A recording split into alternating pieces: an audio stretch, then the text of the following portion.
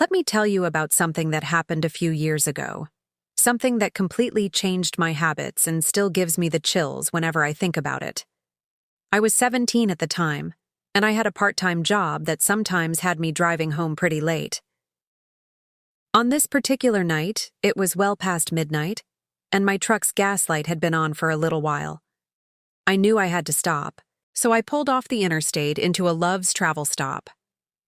Now, if you've ever been to one of these big truck stops, you know they're usually bustling, even in the middle of the night.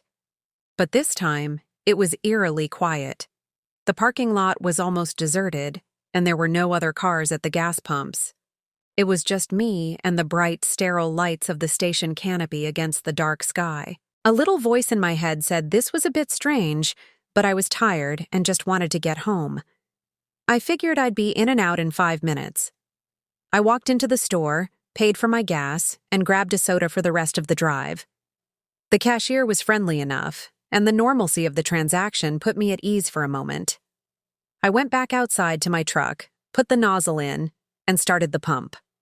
As I stood there, waiting for the tank to fill, I scanned the area again. And that's when I saw him. Across the way, on the other side of the pumps, there was a guy standing partially hidden behind one of the concrete pillars. He wasn't doing anything, just standing there, and he was staring directly at me. It wasn't a casual glance. It was an intense, fixed stare that made the hairs on the back of my neck stand up. My gut immediately screamed that something was wrong. This wasn't normal. I tried to rationalize it. Maybe he was waiting for a ride. Maybe he was just spacing out.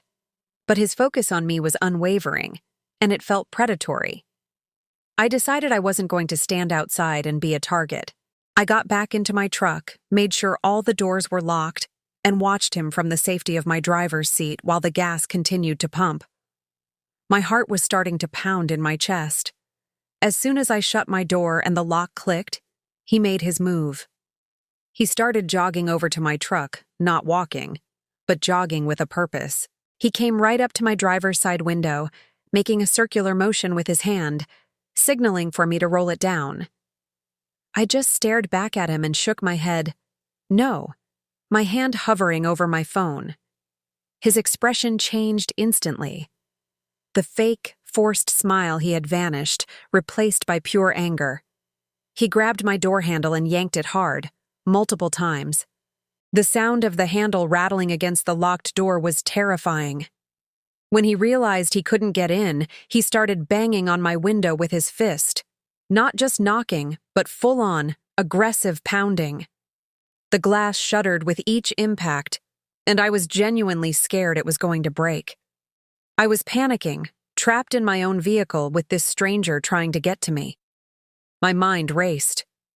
I couldn't drive away because the gas nozzle was still in my truck. I fumbled for my phone, my hands shaking so badly I could barely unlock it. I quickly looked up the number for the gas station store, my eyes darting between my phone screen and the man still hammering on my window. I hit call, and thankfully, someone answered right away. In a shaky, panicked voice, I tried to explain what was happening. I said, "There's a man outside my truck at pump number 7. He's trying to break in. Please help me." The employee on the other end didn't even hesitate. He just said, "I'm coming out. I'm calling the police right now." The moment the employee said that, I felt a tiny sliver of relief. Through my window, I could see the man's head snap towards the store entrance. He must have seen the employee coming out. As soon as the employee stepped outside, the guy took off. He didn't just walk away. He full-on sprinted into the darkness behind the station and disappeared. The store employee, who couldn't have been much older than me, cautiously walked over to my truck. He told me to stay inside and keep the doors locked, that the cops were on their way. He was incredibly calm and professional, which helped me calm down a little. He looked around to make sure the guy was really gone. Then he walked over, pulled the gas nozzle out of my truck for me, and hung it up. He came back to my window and said, "The police are en route, but he's gone. Just be safe on your way home." I was so grateful to him. I managed to stammer out a thank you, and I didn't wait around. I put the truck in drive and got out of there as fast as I could. I kept checking my rearview mirror the whole way home, terrified that he might have had a car and would follow me. But I never saw him again. That night was a huge wake-up call. I was young, and I had that feeling of invincibility that a lot of teenagers have. This incident shattered that. I fully believe that guy intended to harm me, steal my truck, or maybe both. If I hadn't listened to my gut and locked my doors, or if that employee hadn't acted so quickly, I don't know what would have happened.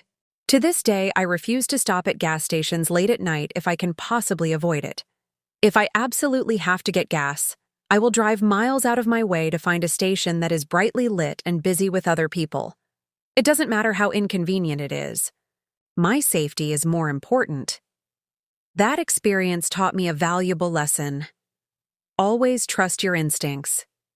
If a situation feels off, it probably is. Don't worry about being rude or paranoid. Just get yourself to a safe place. Thank you for listening to my story. I hope it serves as a reminder for everyone to stay aware of their surroundings, especially when you're alone. Stay safe out there. And if you have a similar story, I'd be interested to hear about it in the comments. Don't forget to like and subscribe for more content. Thanks for watching.